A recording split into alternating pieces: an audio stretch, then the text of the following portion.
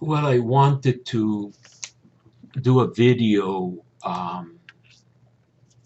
regarding Saint Benedict Joseph Labre, who is the saint of the homeless.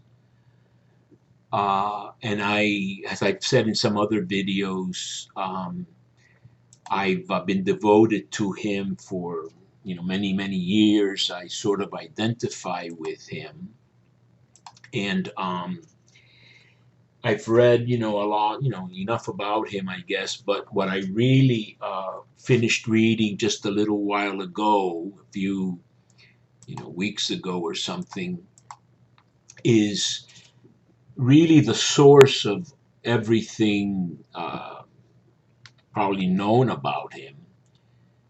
In the very year of his death, which would have been April 16th, 1783, um, his confessor in Rome, uh, Joseph Loreto Marconi, wrote this amazing account, almost 300 pages, uh, with appendices that include the French correspondence with his parents, etc. Apparently, Benedict Joseph Labre kept a certain amount of documentation on his person. He had some sort of a bag that he kept some things in, including proof that he frequented the sacraments, etc. Since he was a complete pilgrim for years and then settled in Rome. In Rome, he wouldn't have so much need of that, but when he went on his trips, etc., pilgrimages, he would present proof that he went to confession, etc. So that I was amazed at the fact that this man, in the same year that Benedict died, composed this rather long and somewhat repetitive, account of his life and his death, his virtues, etc. And it's a really fascinating book about this particular man who died at the age of 35 from malnourishment and a whole bunch of other stuff. This is a good painting of his. And I wanted to discuss what he represents, this Benedict Joseph Labre. I happen to have lived nearby where he's buried. That's my own picture of his tomb. Here lies the body of Benedict Joseph Labre. Um, I can't read it very well. There's something there that I need to see. He does a corpus. I guess the S probably means saint, so that this is an inscription that was probably added, I guess, when he was canonized. In any case, this was a man who was a misfit. He was not able to remain for long in religious life, which he attempted several times. And even though he was from some accounts, say well-off French family, he decided that God was calling him to a very mortified life. He did have a tremendous fear of hell, or took hell very seriously. And it's interesting also that he really he writes these letters to his parents, sort of expressing that he had been a burden, etc. I'm reading here in the appendix of this book, and this is in French, to his very dear father and very dear mother, so that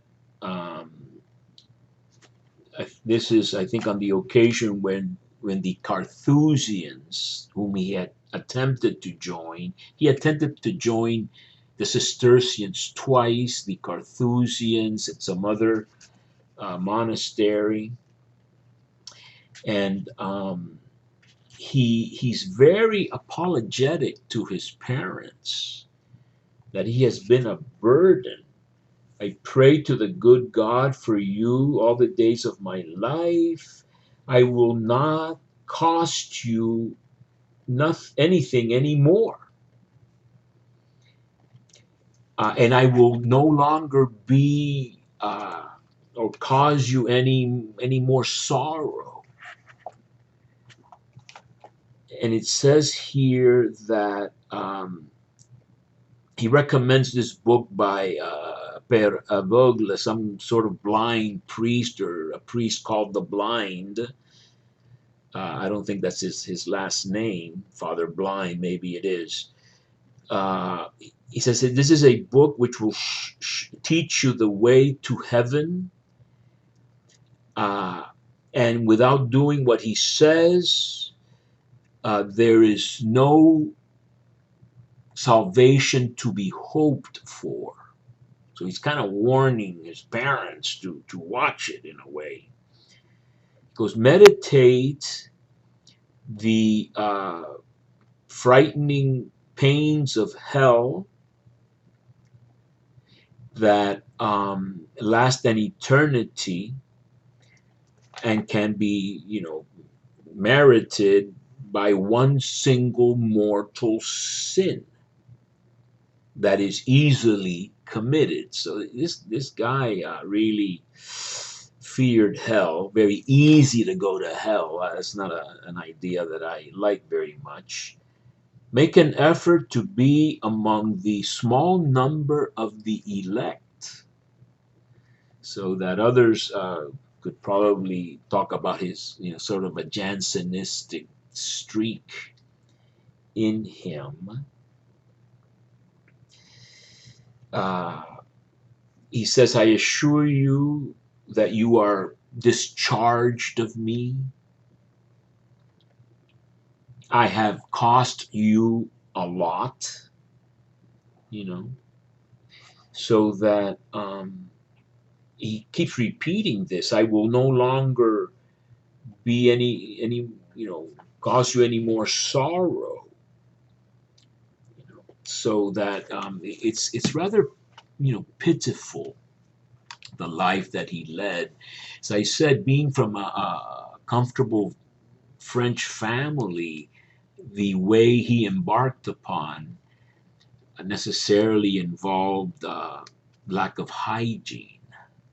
So this confessor is a gifted. He was a professor somewhere in the seminary. He was a preacher, not an ordinary priest. I don't think he belonged to any religious order, but he certainly was, an very educated priest.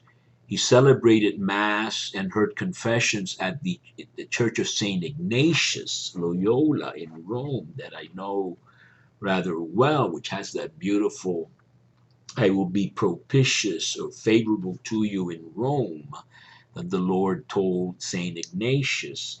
And Benedict would wait outside the confessional, etc. So this man and many others, and he gathered many testimonies about Benedict Joseph. Benedict was full of insects, he says, lice. I am sure it was lice and some other insects. And he made a tremendous effort not to scratch himself or to to be unpleasant to others or to draw any attention to himself. Um, he embarked on a series of pilgrimages in the early years after failing in religious life. He particularly loved Loreto in the sort of central east of Italy in the Marches. I've been there partly because I was inspired by Benedict to visit that Marian sanctuary, and he stayed with a family there. Um, and then, interestingly enough, when he was expected in the last year of his life for Holy Week, the little child of the family that would host him said he's not coming this year. So this author narrates a premonition or a prophecy prediction by this young boy that Benedict, who was expected, would not be showing up because he would have passed into eternity. Um, so this book is full of a lot of details. It's written in the hagiographical style. He emphasizes how from the earliest youth Benedict was virtuous and his chastity was incredible, and always had a pleasing countenance, smile, very meek.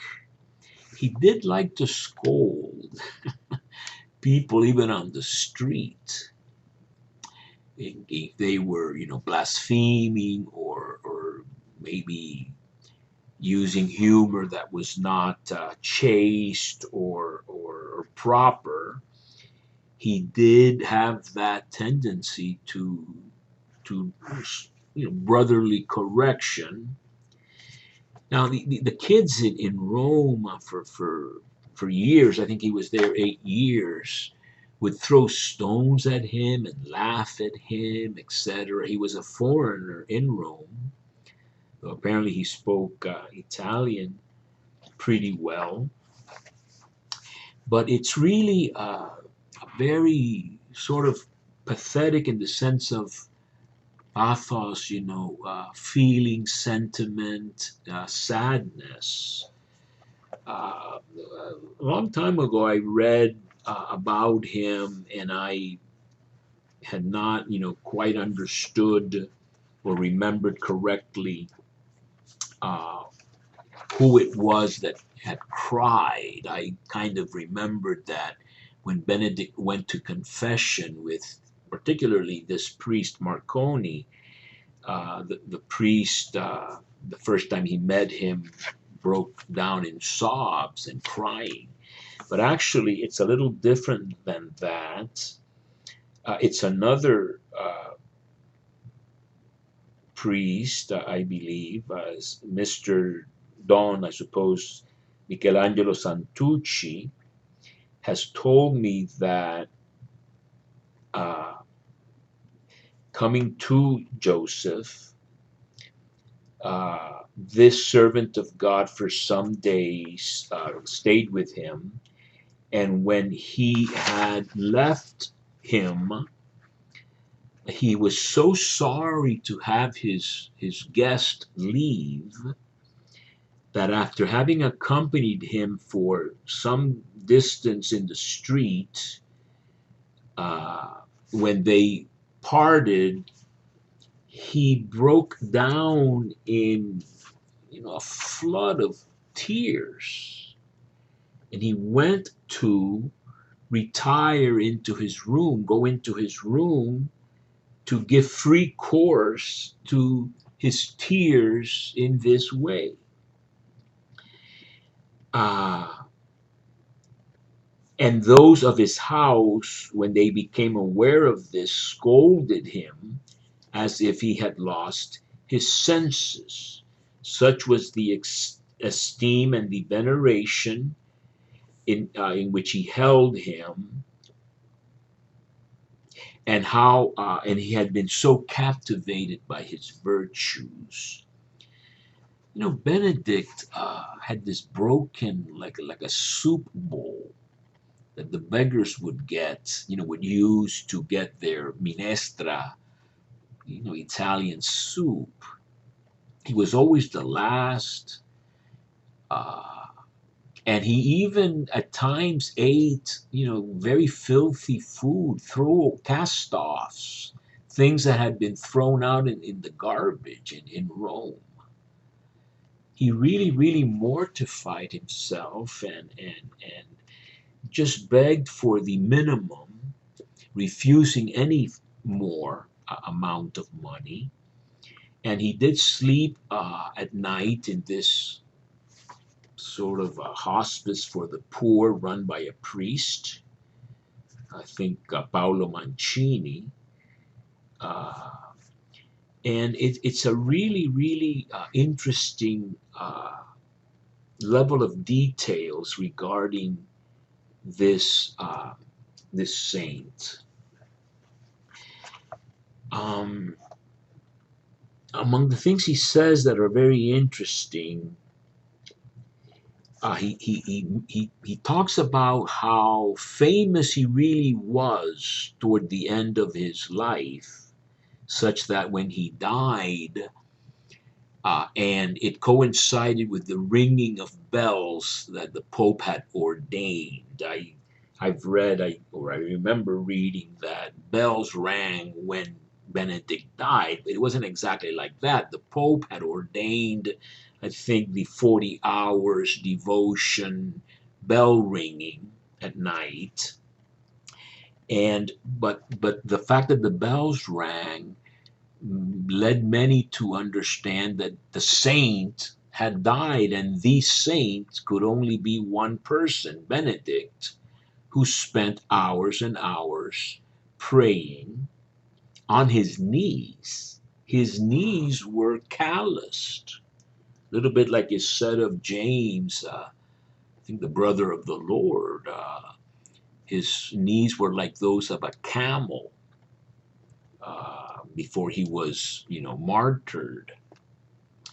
Well, Benedict spent hours and hours in ecstasy, etc. And he was known as the saint, and everybody knew who they were referring to. It was this uh, poor man who went to several churches. He liked Santa Maria Maggiore, St. Mary Major, quite a bit. But the one that he liked the best and where he died is the one you see the image of Santa Maria dei Monti, Holy Mary of the mountains or hills, on basically Via dei Serpenti. And as I've said, I lived down the street from this church for a year. And so he collapsed in this church. Let me try to find the uh, the pages regarding this. It says that therefore on the day of Holy Wednesday, the 16th of April of this very year, 1783, after having done, according to his custom, a long and fervent prayer, the morning around 1 o'clock, he was seized by a mortal languor and fainting, which made him drop unconscious and abandoned on the steps of the door of the church, his favorite one, sua prediletta, of La Madonna dei Monti, Our Lady of, the Lady of the Mountains, and where he had been assiduous from the opening of the doors until a late hour to hear the masses. He heard more than one. To pray, to hear the divine word, and this during a period of some 8 years. And so the people go to try to pick him up, and in order to restore him, he was given a glass of water that he had requested. He took it in his hands and sort of offered it devoutly and with inflamed sighs to the Lord, and with his eyes turned to heaven. After having drunk it, he again raised his pupils, became like white. His eyes became like white, and both hands were together in an act of giving thanks, as if he had received the greatest relief that could be gotten in this world. This edifying fact has been told to me, not without tears, by the one who found him, who was Mr. Carlo Antonio Maria Rinaldi. But finding the servant of God in such a state through weakness, not able to get up from the ground, this man was moved by charity and proposed to Benedict to go to the hospital, which the sick man refused. Various persons offered their own houses and courteously invited him to their houses, but he thanked all of them humbly. But when Francesco Zaccarelli, the butcher, this is the famous butcher in whose room Benedict died, next to the church. This is opened every year, April 16th. I've been there twice. When this Zaccarelli, who was a butcher in this Monte quarter of Rome,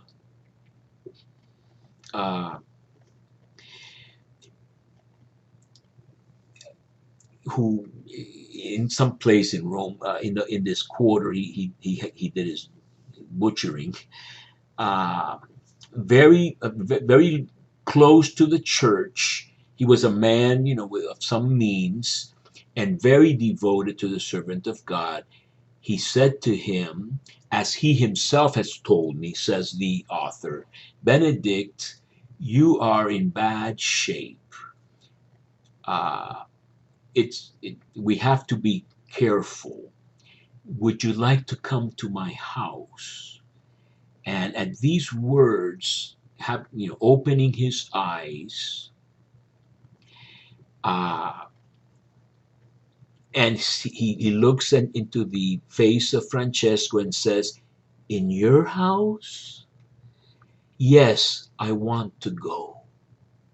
So this is the kind of stuff that, as I said, is quite moving, because it's as close as we can get to knowing what Benedict was like. And so he dies, and they bring him back to the church. And the crowd of people is so huge that they have to actually remove the Blessed Sacrament into the sacristy so that this crowd wouldn't cause an offense to the Blessed Sacrament. And the body lay there several days, and they gave permission to uh, take care of it and to insert a testimony of who this man had been, that the cardinal had to give permission for, etc. Lots of details as to the soldiers that had to be there, how they had to close the church for a while. There was just an incredible amount of devotion and interest, and yes, seeking miracles and seeking relics, cutting off, bits of his garment, etc. And what's interesting is that Benedict seems to have, as unknown as he had been, he seems to have really anticipated all these things. By the way, after several days, they did medical tests, basically, and found that he was incorrupt, emitting no bad smell from his mouth, for example. So that um, they talk about his, being incorrupt, and he goes into quite a lot of detail uh, in this Roman style, I guess, explaining how the surgeon, came and found him incorrupt and flexible. All these things, very interesting. And as I said, Benedict seems to have had all his documents ready on his body, basically, for posterity. It says that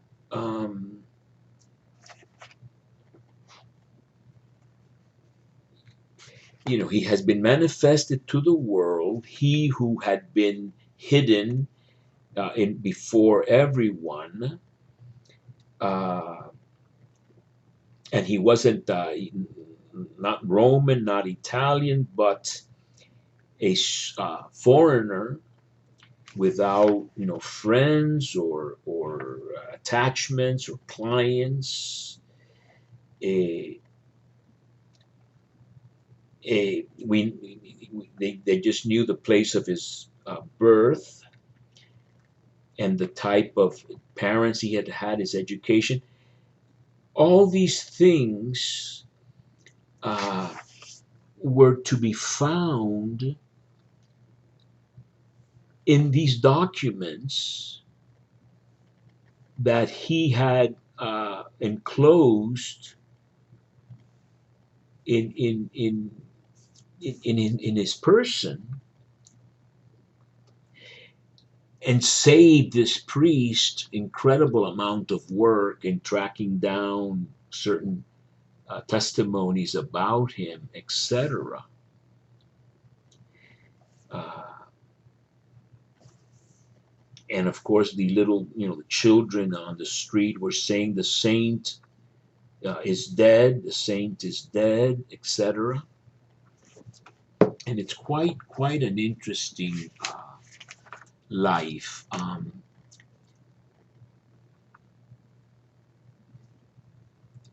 It's very weird because you have apparently a man with some issues regarding community life,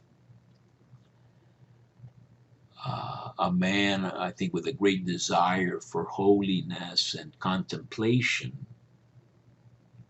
and having not been successful in trying out religious life, he embarked upon these pilgrimages, finally settling in Rome, in these caverns of the Colosseum. The tradition says he was near the fifth station of the cross in the Colosseum. But then he would, as I said, go to this hospice or some sort of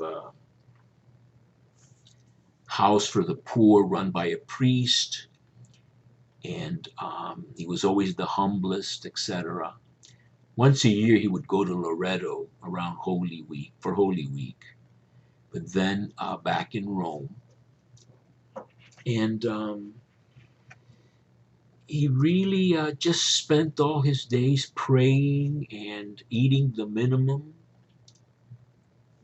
a lot of mortification, exaggeratedly so. He died at the age of 35. He was in bad shape. It's not clear, what he had, except maybe just malnutrition. Um, he It's not clear to me exactly what it would have been, except perhaps just general decline in health from very poor nourishment, and he had never been in good health anyway. So that this man is an unusual man in that he could have just been a bum in a way, but the people, even though many of the kids had ridiculed him and even hurt him, the people recognized at the end that this had been a very special man of prayer. He carried a rosary around his neck. He had some sort of a belt of rope around his hips. He had some sort of a bag on his side, and a little sort of knapsack or something on the other side. So he one of these homeless guys that has his possessions in two different compartments, I guess, on his person. And he was always immobile with the hands joined. So this guy observed a very strict posture. And really emphasized this suffering, mortification, expiation. That word comes up too. The word expiation, I think, in one of the expiation. He says that in one word, the reason for his painful trips to the shrines or sanctuaries, and that he had done this so many times in offering himself, and it made him fall victim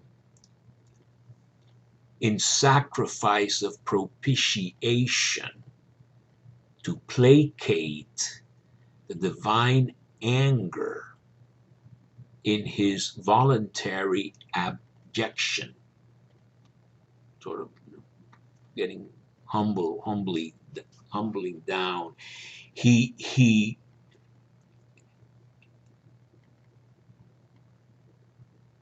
would offer himself continuously to God for the sins of the world. He was especially concerned about heresies, incredulity, lust, or luxury, scandals, profanation of the churches, and transgressions of the fasts. So this guy was very, very, very, very strict. And it does talk about his death, having a weak constitution. He was of delicate complexion, but was dying continuously from vivid pain at seeing God being offended by the sins of the world. So that it's a kind of a far out case there. But this is the kind of the people of the church uh, include persons like Benedict Joseph, very strange, very unusual, and in a way, a very radical solution to his failures in seeking a more commonplace or normal way to live. He decided to be very much alone. He preferred to be alone. He preferred to travel alone. He spoke very, very little. If he could answer with a yes, that would be all he said. But once in a while, in a certain situation with a nun and some other nuns that wanted to meet him in the Loreto area, he then acquiesced, so to speak, to talk a bit, etc. But basically, this is what is known as annihilation, becoming nothing. Just like Christ emptied himself, this man uh, preached by example of some sort of resignation to what he felt was his calling, even though it entailed an incredible amount of discomfort. He would be in the snow. He went to Switzerland too, to a sanctuary there. But he would travel and get wet and all these things, oftentimes through byways, not the main sort of roads, etc. A really mortified life. My impression was that it was too much. On the streets, he always went with his eyes cast down, as someone who doesn't even notice who he's meeting on the street. And whoever wanted to speak to him had really better get real close and sort of shake him so that he would become aware of the presence of a person, as happened to this man, etc., etc. So that finally it says here that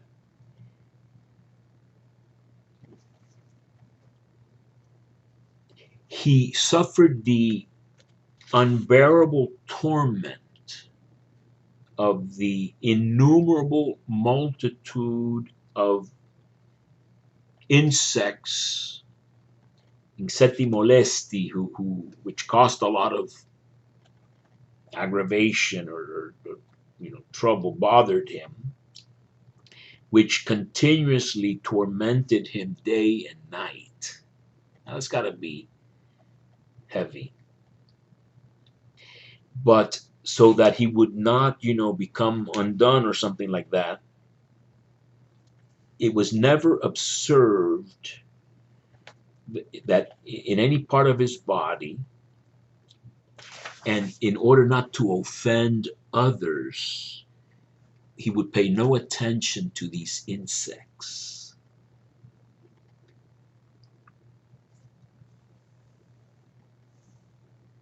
I have obtained this information from Benedict himself, says this author priest.